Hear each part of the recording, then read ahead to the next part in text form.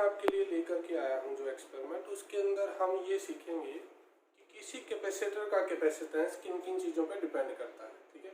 उसके बाद क्या क्या फैक्टर्स मतलब कि वहाँ पे हैं जो एक कैपेसिटर की कैपेसिटेंस को इफेक्ट कर सकते हैं, ठीक है। और उसके बाद लास्ट में हम ये भी देखेंगे कि कैपेसिटर्स को जब सीरीज और पैरेलल में जोड़ा जाता है तो उसकी कैपेसिटेंस पे टोटल इफेक्टिव कैपेसिटेंस जो है कैपेसिटर्स का वो किस तरीके से चेंज हो जाता है। तो सबसे पहले देखो कैपेसिटेंस ऑफ ए कैपेसिटर, और कैपेसिटर का दूसरा नाम आप जानते हैं कंडेंसर भी हम इसको बोलते हैं। तो सबसे पहले तो कैपेसिटेंस का मीनिंग क्या है थोड़ा सा मैं वो बता देता हूँ यहाँ पे आपको।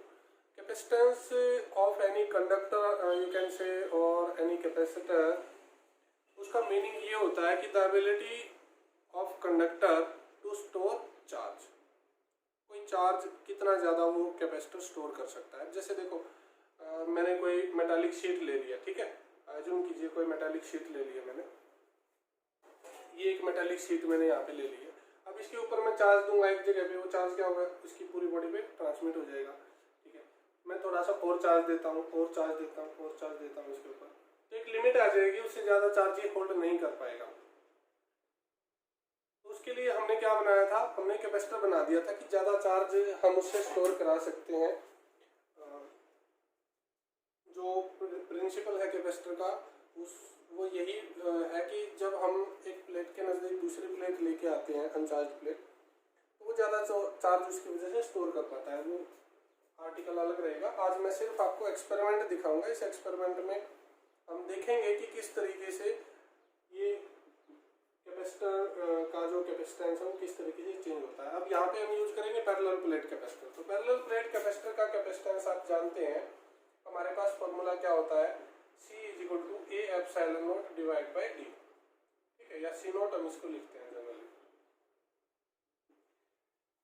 यहाँ से क्या पता चल रहा है इस फॉर्मूले से, A is the area of plates, parallel plate capacitor की यहाँ पे बात हो रही है। तो पैरेलल प्लेट कैपेसिटर मैं यहाँ पे ड्रॉ कर देता हूँ। ये दो प्लेट्स हैं पैरेलल प्लेट कैपेसिटर की, दो एंड्स रहेंगे, एक एंड ये, एक एंड ये। तो दो प्लेट होती है,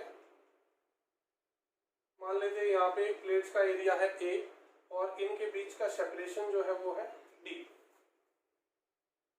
तो हमें यहाँ से फॉर्मूले से क्या पता चलेगा कि अगर एरिया ऑफ प्लेट्स इंक्रीज होगा तो कैपेसिटेंस इंक्रीज होगा, अगर उनके बीच का सेपरेशन डिक्रीज होगा तो कैपेसिटेंस इंक्रीज होगा। And also capacitance depends on the epsilon not. Epsilon not means permittivity of free space between the capacitors. अब यहाँ पे हमने ये भी पढ़ा है कि जब एक डाइइलेक्ट्रिक स्लैब डाल दी जाती है कैपेसिटर की प्लेट्स के बीच में, यहाँ पे बीच में मीन्स जब हम एक स्लैब ऐड कर देते हैं डाइइलेक्ट्रिक मटेरियल की, जो कि इसके गैप को कंप्लीटली फिल कर रही होती है, ठीक है। ये मैंने एक स्लैब डाल दी,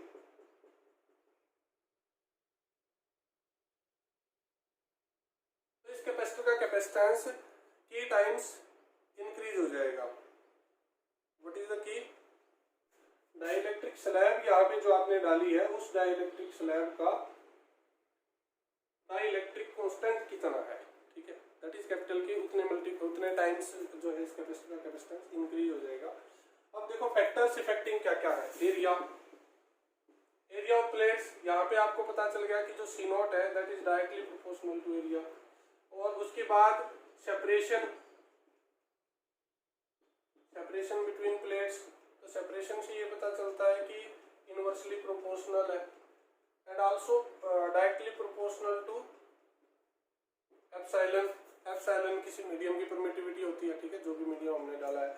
हम यहाँ पे दो शीट्स आप आज के एक्सपेरिमेंट में हम यूज करेंगे, एक ग्लास और एक प्लास्टिक शीट, ठीक है। वो दोनों इंसर्ट करके देखेंगे कि कैपेसिटेंस किस तरीके से चेंज होता है। लास्ट में हम इसी में capacitors in series and parallel भी स्टडी करेंगे। आप जानते हैं कि सीरीज के लिए कैपेसिटर्स का फॉर्मूला क्या रहता है।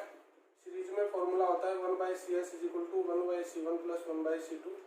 इस तरीके से डैश डैश आगे आप इसको बढ़ा सकते हैं n कैपेसिटर्स के लिए।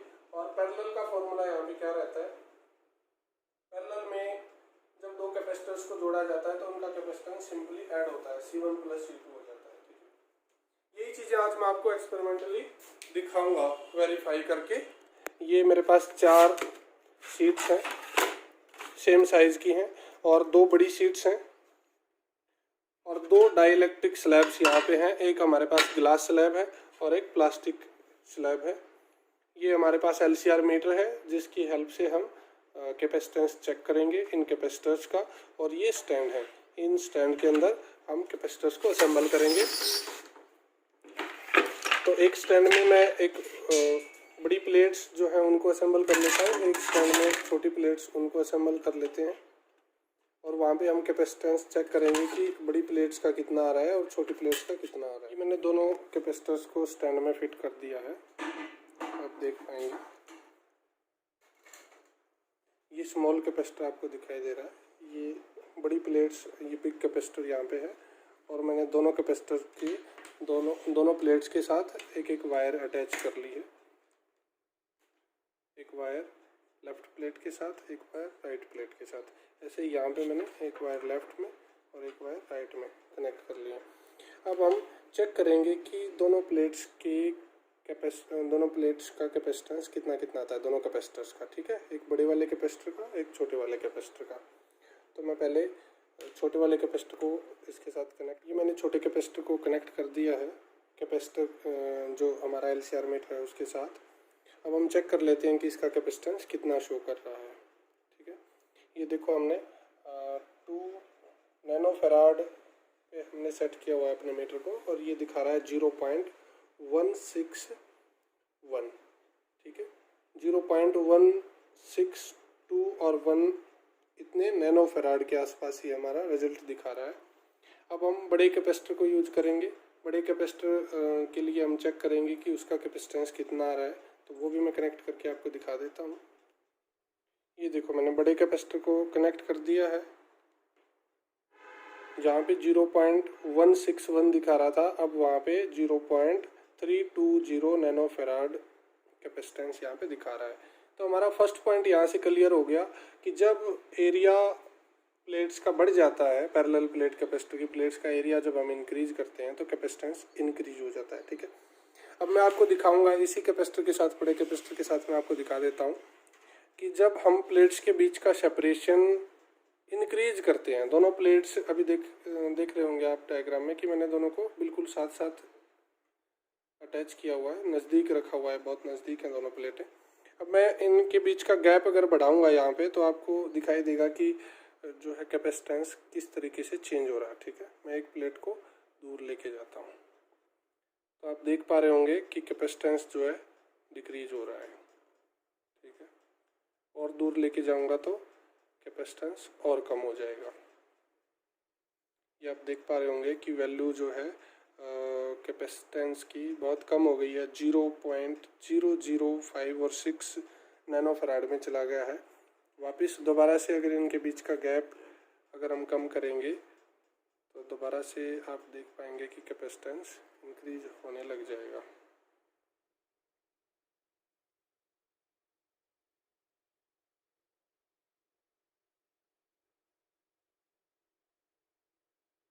देखो कैपेसिटेंस बढ़ना शुरू हो गया है, हम और नज़दीक लेके जाएंगे प्लेट्स को,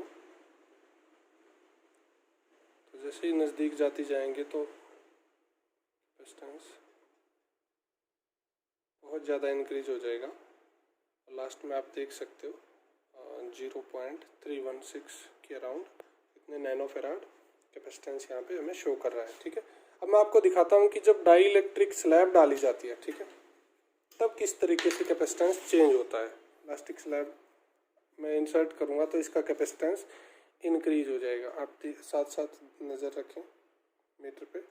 मैं जैसे ही ये स्लैब इसके बीच में इंसर्ट करता हूँ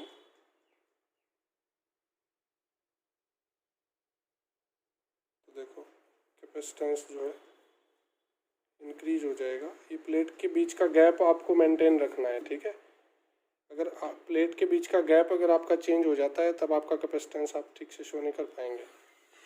देखो मैं दोबारा से वापस लेके आया प्लेट को बाहर, जो शीट मैंने डाली थी उसको मैं बाहर लेके आया प्लेट से, तो 0.060 के आसपास है। अब मैं इस प्लास्टिक शीट को दोबारा से इंसर्ट जैसे ही करता हूँ तो यहाँ पे आप देख पा रहे होंगे कि कैपेसिटेंस इंक्रीज होता जाता है। ठीक है, ये देखिए 0.060 से 0.108 पे ये हमारा चला गया है। या पिको फेराड की रेंज में अगर हम देखते हैं तो 128 पिको फेराड हमारा दिखा रहा है। और जैसे ही मैं शीट को बाहर निकालूंगा तो ये 128 से देखो डिक्रीज होके कितना आ गया, 70 समथिंग आपको शो कर रहा है। ठीक है, अब मैं प्लास्टिक शीट की जगह पे यहाँ पे ग्लास शीट यूज करता हूँ। ग्लास शीट जब हम डालेंगे, आप मीटर पे ध्यान रखें कैपेसिटेंस कितना शो रहा है, 68 पिको फेराड। जैसे ही मैंने ग्लास शीट इसके अंदर डालना शुरू किया तो देख सकते हैं 70, 80, 90, 100, 110, 20, 30, 140, 180, 90 और ये 1 दिखा दिया। तो हम स्केल थोड़ा सा बढ़ा लेते हैं। तो ये आप देख पा रहे होंगे यहाँ पे कितनी वैल्यू हमें शो की है इसने। ये शो कर रहा है 0.240। इसका मतलब 240 पिको फेराड। ठीक है, 240 पिको फेराड इसने हमें वैल्यू दिखा दी है।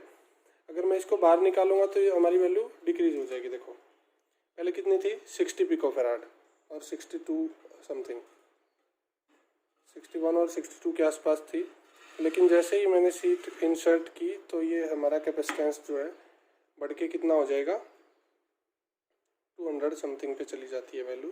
तो जैसे ही डाई इलेक्ट्रिक स्लैब किसी भी डाई इलेक्ट्रिक मटेरियल को इसके कैपेसिटर की प्लेट्स के बीच में इंसर्ट किया जाता है तो उसका कैपेसिटेंस बढ़ जाता है। अब हम देखते हैं कि कैपेसिटर्स को जब सीरीज में जोड़ा जाता है तो उनके कैपेसिटेंस पे क्या फ़र्क पड़ता है, और जब पैरेलल में जोड़ा जाता है तो कैपेसिटेंस पे क्या फ़र्क पड़ता है। यहाँ पे हमने दो कैपेसिटर्स ले लिए हैं और दोनों के अंदर जो प्लेट्स लगी हुई हैं पैरेलल प्लेट्स वो सेम साइज़ है। ठीक है, तो दोनों कैपेसिटर्स का कैपेसिटेंस करीब करीब बराबर यहाँ पे है। हम सबसे पहले हम इनको पैरेलल में कनेक्ट करेंगे। तो पैरेलल में हमें कैसे कनेक्ट करना है, जो मीटर की एक प्रोब है ये कैपेसिटर की एक प्लेट के साथ, और मीटर की जो दूसरी प्रोब है वो कैपेसिटर की दूसरी प्लेट के साथ। ठीक है, एक कैपेसिटर कनेक्ट हो गया तो आप देख पाएंगे कि यहाँ पे वैल्यू जो आ रही है हमारे पास करीब करीब 0.158 और 59 के आसपास वैल्यू आ रही है। ठीक है, तो दूसरे कैपेसिटर की भी करीब करीब वैल्यू सेम ही होगी। तो हम क्या करते हैं, दूसरे कैपेसिटर को भी पहले कैपेसिटर के साथ पैरेलल में कनेक्ट कर लेते हैं। तो इसका एक टर्मिनल हम कनेक्ट कर देंगे रेड वायर के साथ, और इसका एक टर्मिनल हम कनेक्ट कर देंगे। अभी आप देखेंगे कि जैसे मैं कनेक्ट करूँगा यहाँ पे पैरेलल में कनेक्ट करूँगा तो आपको पता है पैरेलल में कैपेसिटेंस हमारा डबल हो जाता है, मीन्स ऐड हो जाता है। अब यहाँ पे क्योंकि बराबर कैपेसिटेंस के हैं तो डबल हो जाएगा करीब।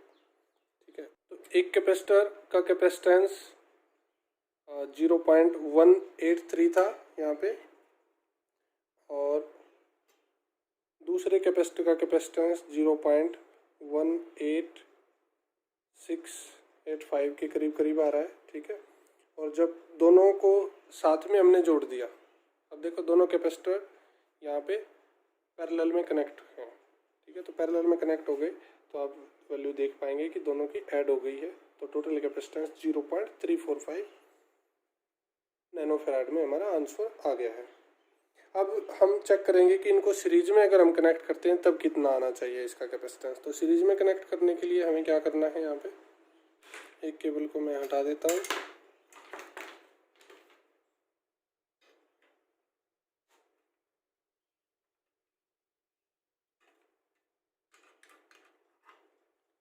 ये देखो मीटर से जो पहली केबल गई वो पहली प्लेट, पहले कैपेसिटर की फर्स्ट प्लेट में, फर्स्ट कैपेसिटर की सेकंड प्लेट के साथ जो केबल आई वो सेकंड कैपेसिटर की फर्स्ट प्लेट में, और सेकंड कैपेसिटर से जो गई सेकंड प्लेट से वो मीटर में। तो आप देख पाएंगे आंसर कितना आ गया, 0.070। उसका भी आधा हो गया। इनका आंसर आप हमारे पास जैसे एक एक कैपेसिटर का 0.180 के आसपास आ रहा था, 0.180 के आसपास आ रहा था। तो जैसे ही हमने दोनों को जोड़ा तो उसका भी हाफ हो गया इनका कैपेसिटेंस, ठीक है। तो हमें यहाँ से पता चला कि कैपेसिटर्स का कैपेसिटेंस जब हम उनको सीरीज में जोड़ते हैं तब डिक्रीज हो जाता है। मीन्स किस फॉर्मूले से 1/CS = 1/C1 + 1/C2 फॉर्मूले से चेंज हो जाता है। तो आज के एक्सपेरिमेंट में ये था कैपेसिटर्स के बारे में। हमने पहले प्लेट्स के बारे में चेक किया कि अगर बड़ी प्लेट्स हैं, बड़ा कैपेसिटर है तो उसका कैपेसिटेंस ज़्यादा होगा। उसके बाद सेपरेशन से चेक किया कि अगर प्लेट्स के बीच का गैप अगर हम बढ़ा देते हैं तो कैपेसिटेंस कम हो जाएगा एंड वाइस वर्सा। उसके बाद डाई इलेक्ट्रिक स्लैब्स चेक किया डाल के कि जैसे ही डाई इलेक्ट्रिक स्लैब डाली जाती है तो कैपेसिटेंस बढ़ जाता है। उसके बाद हमने capacitors in series and in parallel study किया। और भी अच्छी वीडियोज़ के लिए चैनल को लाइक और सब्सक्राइब ज़रूर करें।